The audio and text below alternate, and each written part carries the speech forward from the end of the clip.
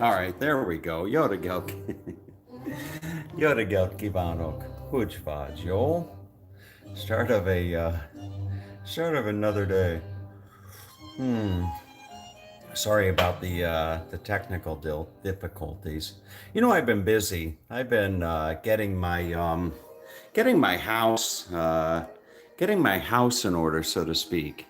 And yesterday, for those of you that actually care, yesterday, this patio that I have here, I've got unit or something. So I live in I live in what's called a quad. QUAD. I live in a quad. Okay. And the quad is comprised of, well, it's four-sided. And I think that there's 32 units in a quad. There's 32 condos, if you will, in a quad. And being in a quad, there's quads that have a pool and quads that do not have a pool. So I'm in a quad that has a pool. You can see my pool right over there. And then there's rather a nice picnic area over here. And in the wintertime with the snowbirds, you'll see oftentimes folks having barbecues and what have you. But I've been getting my house I'm trying to get my house in order, so to speak, and for a couple reasons. But I spent the day yesterday cleaning cleaning the patio. Down here in Florida, just mildew and it's easy for mildew, mold, that kind of stuff. So I took all the cushions off. They were old and outdated on the furniture, and I bought some treatment to clean the floor down here. But what I've actually what I'm ultimately trying to do is I'm getting my house ready for, well, for one of a couple things. One of a few things rather.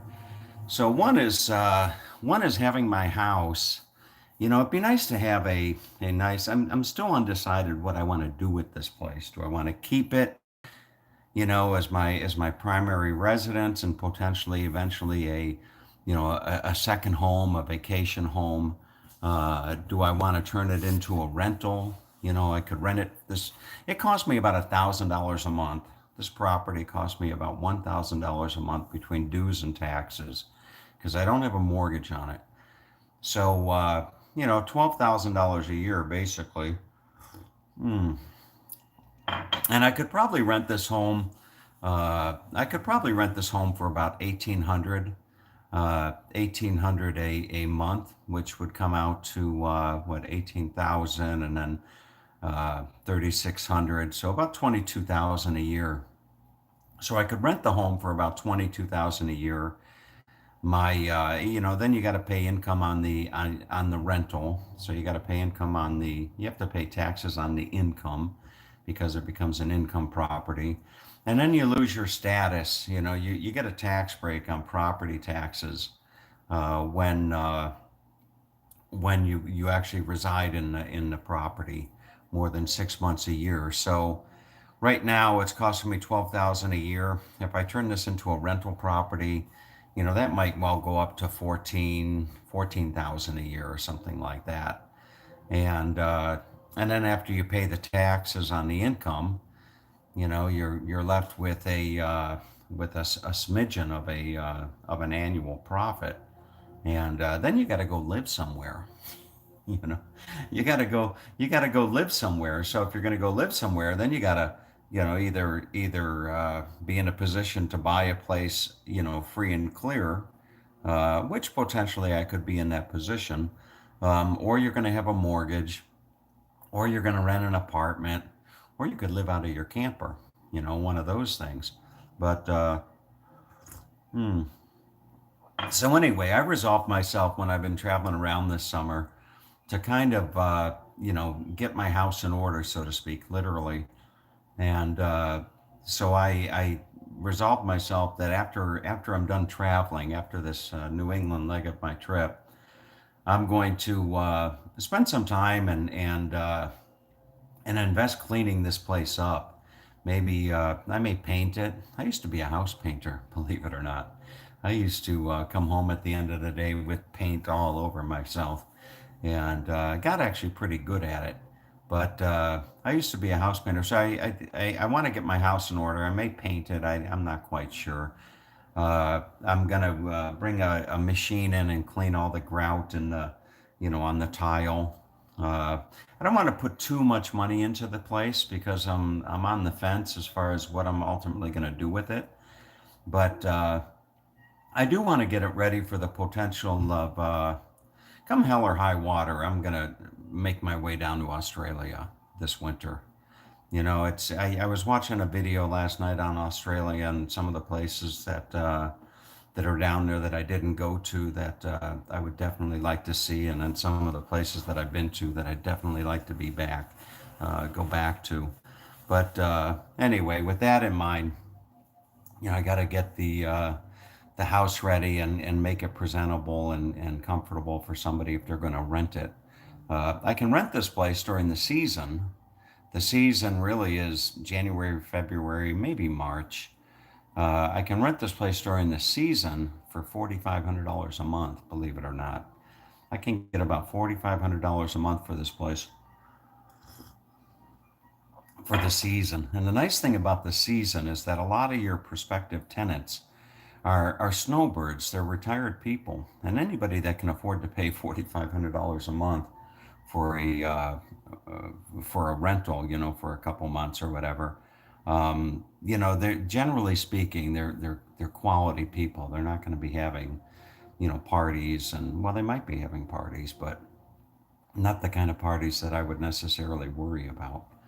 So that's one option is to just keep it as a rental and then come down, just rent it during the season, which would cover the most majority of my expenses, and then just use it as a home base, throughout the rest of the year. Problem is, I don't really like Florida, but anyway, it's just neither here or there. So we will see. And then the other thing would be is getting my house in order in anticipation of selling it during season.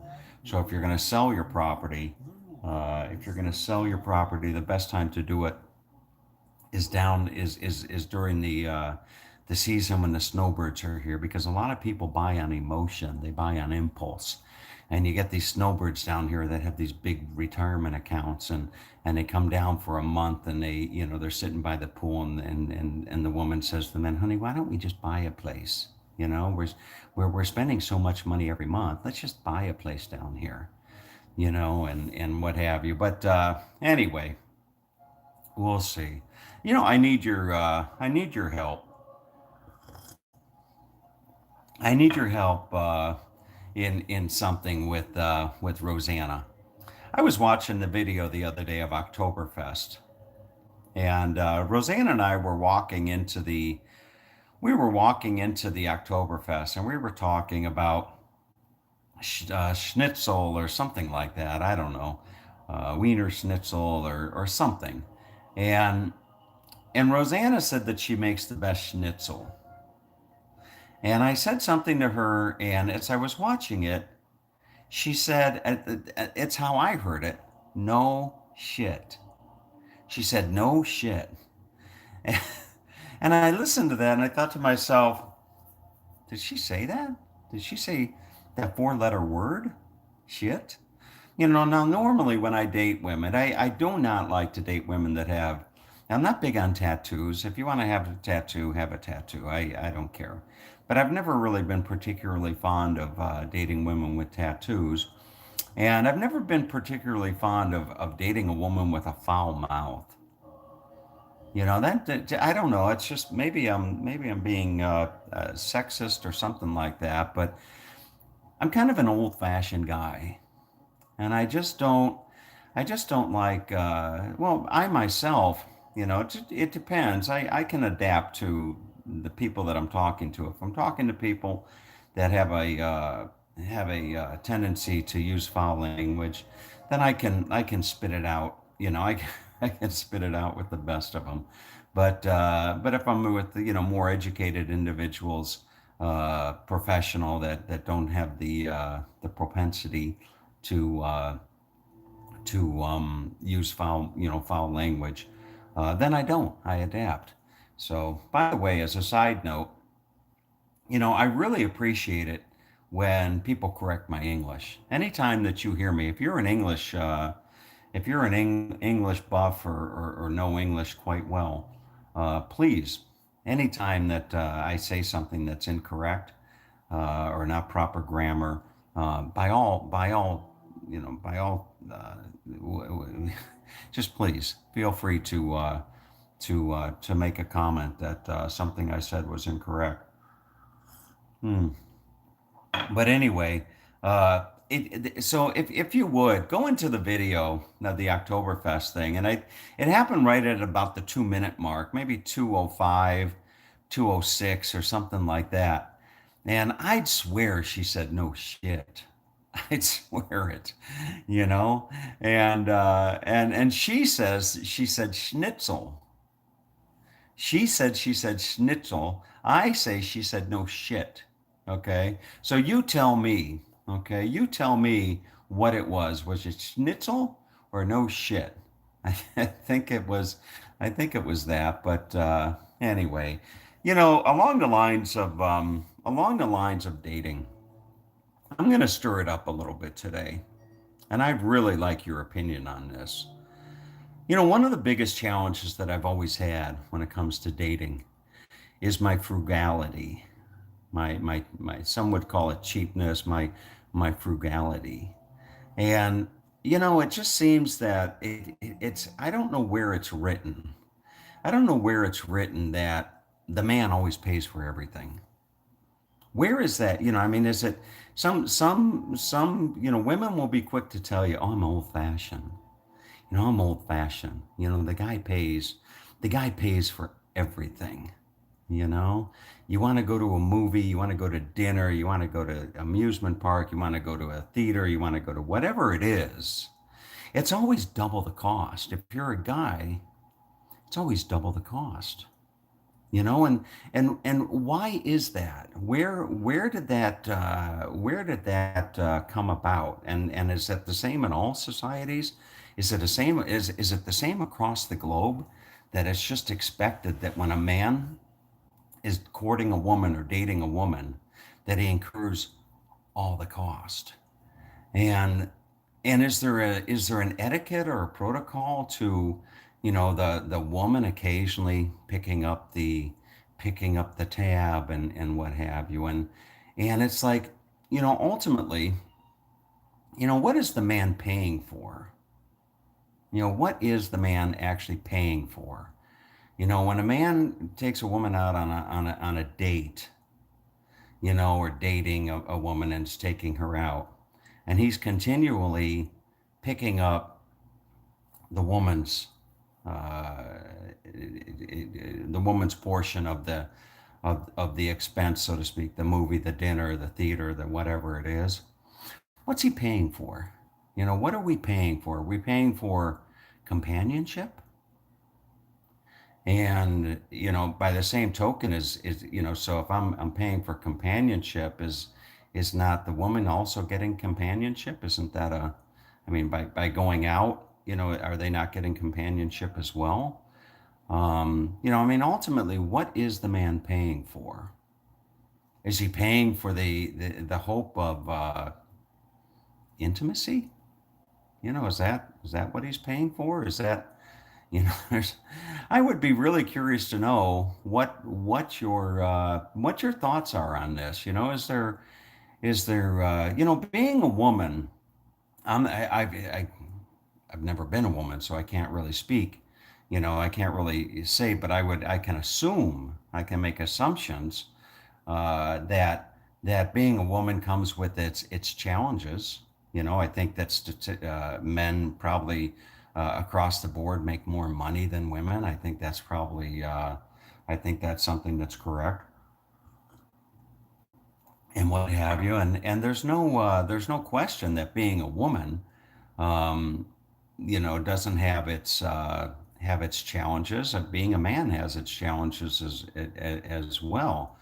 But come on, ladies, Isn't it nice when you meet a guy and you're just going out and you're having a dinner here and that check comes and the guy just picks up the check, or you go to a movie and the guy, I see a comment here. What is it? In older in older times, it showed you were a good provider since we were providers of the family and women were the homemakers. Today, roles have changed. What part of the country? So that's it. In older, what time better than Florida? What part of the country do you like better than Florida? The West Coast, Mark. I like the West Coast better. Anything, like Idaho, Oregon, California, whatever. But that's what it is. I mean, it's the old times. The roles were reversed. Oftentimes, traditionally, the man was the provider. The man in all in many not just in nature, generally speaking, the male species is normally the provider. And oftentimes in the past, not always, and I'm not going to generalize all women per se, but women like to find women search for and hope for finding a provider. That's what they look for. They look for a provider. And what men are looking for ultimately is to procreate, to sow their seed, to, that. And that is now that's just generally. I'm not saying that that's always the case. I am not saying that all women are looking for providers. Okay? I'm not saying that. Mark the time in the video here. I'm not saying that all women are looking for providers.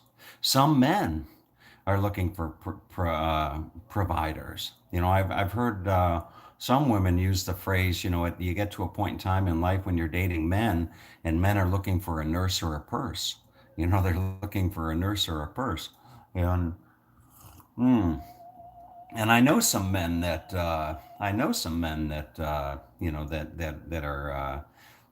like that will take advantage of women. Um, because the women want the companionship. They don't want to be alone. And men, there are some men that will prey on that vulnerability, of women and what have you. But anyway, going back to the whole dating thing, I got to tell you that, when I'm driving, when I'm out and about, when I'm traveling the world and I'm, soaking, a good example would be soaking in the hot springs in Idaho. When I'm sitting there in the Snake River or whatever it was, sitting in hot baths and stuff, and I'm by myself. Oftentimes that's not a lot of fun. It really isn't. It's not a lot of fun. It's it's better when you share that with somebody, without question. And there's something to be said about, it's through giving that you receive. It's through giving that you receive. It's like, for example, I took, I've gone on some wonderful, wonderful trips over the years and have taken people with me, and those people have, gotten the time of their life, and having had the opportunity to give that to them and share that with them, was something that was just absolutely, well worth every penny spent.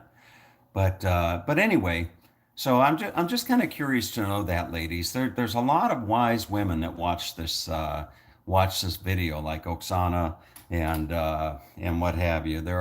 You can keep California, but I love the look of Idaho. There's a lot of wise women out there. I know there are. Okay. So what are your thoughts on the etiquette of dating? When you're dating, when a man and a woman are dating, okay? What are the expectations, if there are any expectations, insofar as, the incurring the cost of dating? Can a woman be expected, or can a man hope, that now and then, a woman is going to say, "Baby, let me get the check. Let me get the check." or sweetheart, I'll get the tip. I'll get the tip tonight.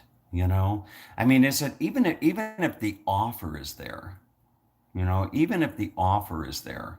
Now, mind you, okay, mind you that if I'm dating somebody that is in a financial disposition significantly different than mine, okay, significantly different than mine, then I don't expect somebody to incur, financial spending or what have you because I expect to be, taken out once a month or something like that. I'm realistic about that. Everything is relative. Everything is relative. Now, the other thing that I'd be really, really curious to know is that when you're in a relationship, there's this saying that depends on the woman. That's part of the figuring it out if you're on the same page. Uh, Depending on the must agree, Tom. If Amy used bad language when we first met, we would never have been a couple. Um, the other thing about it is this. Okay.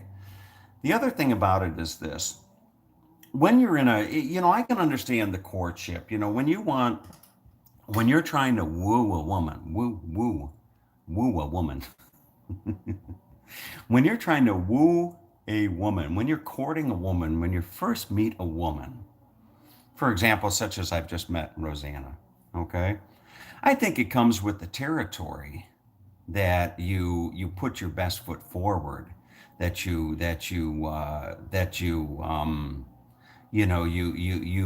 express your appreciation or your interest, so to speak, by wanting to take that person out, by wanting to pamper that person, by wanting to bring that person, flowers, and by wanting to take that person to a nice restaurant, by surprising that person, by taking them to a show and all that kind of stuff.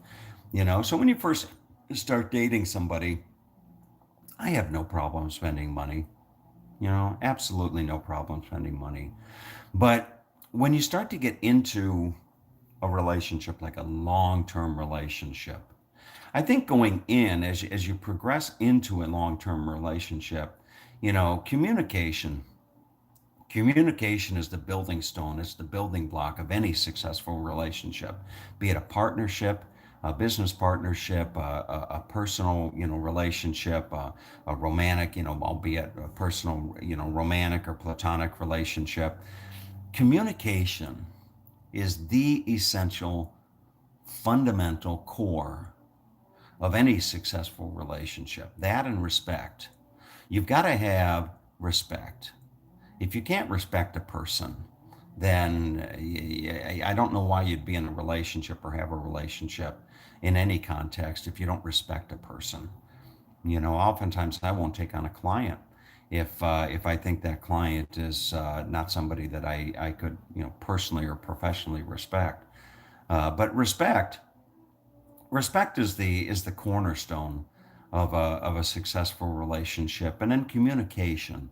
So as you're getting into a relationship, there needs to be communication, insofar as what are your expectations and what are your thoughts on various things such as uh, finances and spending and all types, a whole gamut of different things. But communication is fundamental, and for me, and compromise. Compromise. You've got to be willing to compromise. You can't be. It's not my way or the highway. It's never my way or the highway. Or you'll be like me many times driving down the highway all by myself singing to myself. But it's not my way or the highway. And I like these comments. Communication and honesty as well. Yeah, absolutely. You've got to be. I mean, that I think that goes without saying, communication and honesty. But anyway, respect. You got to have respect. You have to have good communication. Not everybody has good communication skills, but here's the other thing that I would like to know. You know, when you're in a relationship, how many people out there, and be honest, and I would probably say it's less than 10%. Probably would not surprise me, less than 10%.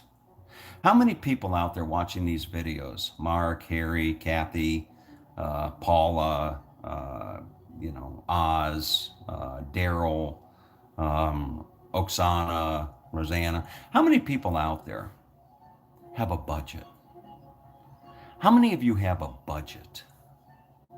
Or do you just kind of like, yeah, this bill is due. Oh, I think I'm going to go see this movie. Oh, let's go have dinner, you know? How many people actually have a budget? You know, you say I'm going to spend this much on this much on this much on this. You know, Mark, kudos to you that you got a budget. How many people actually have a budget? And for me, you know what? The way that I would approach, if I'm going to get into a long term, now you tell me if I'm wrong about this, okay? If I'm going to get into a long term relationship with a woman, okay, my compromise, because I'm a frugal person, oftentimes, I don't like to go out and spend dinner. If I'm going to go out and spend, we all have budgets, few don't. No, I don't know about that. But no, I mean a budget in the sense that you have on paper, okay, this month I'm only going to spend, X amount. But anyway, but uh, but my compromise, no debt. Yeah. My compromise on this, if I'm dating somebody, if I'm going to get into a relationship with somebody, I'm going to ask that person, I'm going to say, what percentage, forget what amount, what percentage of my income should be allocated to entertainment? What percentage do you think would be a realistic amount of one's income would be allocated towards entertainment? And it's all relative. It's all relative. I mean, if you're on a limited budget, if you let's just say that you're making let's just say you're making $2,500 a month, 30,000 a year, or something like that, whatever it is. Okay, let's just say you're making $60,000 a year. You're making $60,000 a year, and then after taxes, your take home is 48,000. Okay, so you say, gee, I'll spend 10%. I'll spend 10% of my income on of my net income on entertainment. So if your net income is 48,000, net income is 48,000, you're going to spend $4,800 a year on entertainment. $4,800, which would include vacations, movies, dinner, entertainment, anything along the lines of entertainment. $4,800 a year, which equates to what is that? That's $400 a month, I think. I think that's $400 per month. All right. $400 a month, to go out. Wouldn't that be kind of nice? I mean, think about that for a moment. $400 a month. You'd be going out and you could catch a couple movies. This is something you feel strongly about, so you need to share your feelings with your partner. Well, sure it is. Sure it is something that I feel strongly about. But if you're spending you're spending a percentage of your income. Now, I've got a guy. Let me tell you a story about this guy. There's this guy that lives here in this community where I live, and he's a simple man. And I mean that in the kindest of terms. He's a very simple man. He's not college educated at all. His vocabulary is somewhat limited, very limited, as a matter of fact. And this guy was a plumber. He was a plumber in a prison in New Jersey. He was a plumber in in a prison in New Jersey, and he used to go into the cells and all that type of stuff and unclog toilets and whatever. And he was mixing with some bad boys. Okay, he was mixing with some bad boys. And anyway, and he's this guy's an Italian guy. He's probably now in his late 60s, I think, mid 60s, late 60s. But anyway, so this guy worked in the prison system in New Jersey for years as a plumber, unclogging toilets and stuff. And he used to put in a crap load of overtime. He used to put in a lot of overtime. Crap load of overtime. Okay, but anyway, he used to put in a lot of overtime. So now he's retired, and I'm sitting in the jacuzzi with him the other night, and he's the simplest of men, mind you, and I love this guy to death.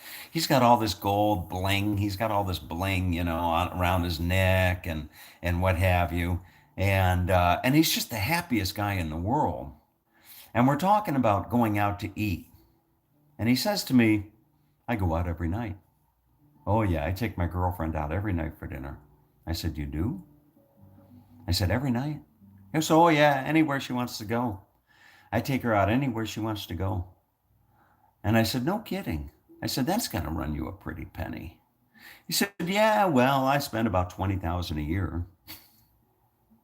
20,000. I said, "You spend $20,000 a year on going out to eat dinner? Are you kidding me?" He said, "No, no, no, no, yeah." And he talks like that. He talks that matter of fact. "No, no, no, no, no. I like it, whatever." But the point being is this guy on his pension, and don't get me started about pensions, but this guy on his pension is getting like $10,000 a month or something like that. He's getting some outrageous amount of money on his pension. He's retired. He owns his home free and clear. And God love him. If he wants to spend $40,000 a year going out and having dinner, who the hell am I to say? But anyway, those are my thoughts about that. And boy, it's going to be interesting to hear. It'll be interesting to hear some of the feedback on this topic. And I do feel strongly about this topic. I do feel strongly about this topic, and I'm fortunate to be in the position that I'm in, and part of the reason that I got a good part of the reason that I'm in the position that I am in is because I'm strongly on these topics. But anyway, here comes another comment. Dating is about getting to know someone.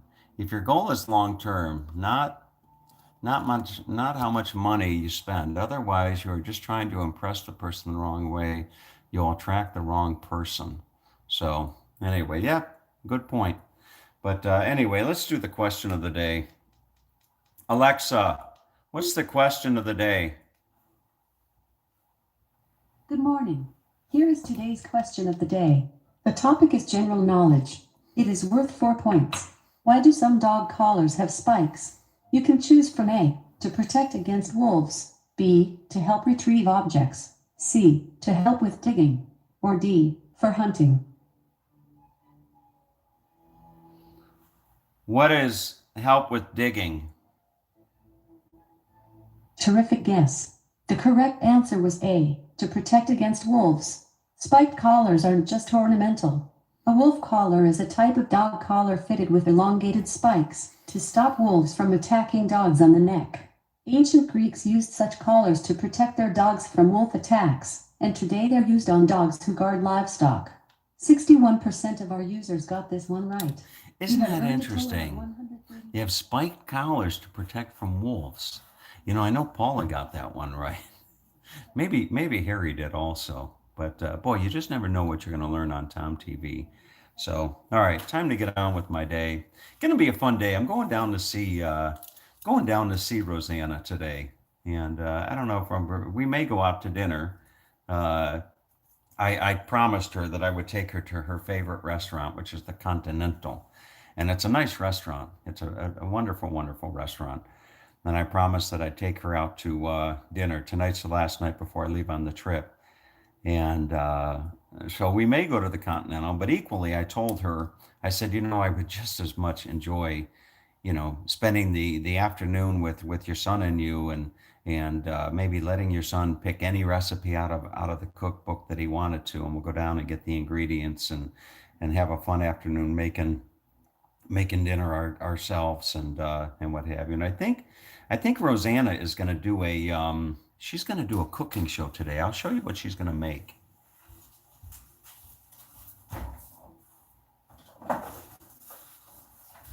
Now you want to talk about good or strong will or what have you. Okay. This is a box of, she brought me this box the first night that I came back from my trip. And this box had 9 of these little Portuguese sweets in it, if you will. Okay, and there's 6 left. So I've had 3 in 2 weeks, and not because I don't like them, I love them. But I usually limit my indulgences or whatever. I'm not sure what you call this thing. It's pretty good. But she's going to make some today on her cooking show.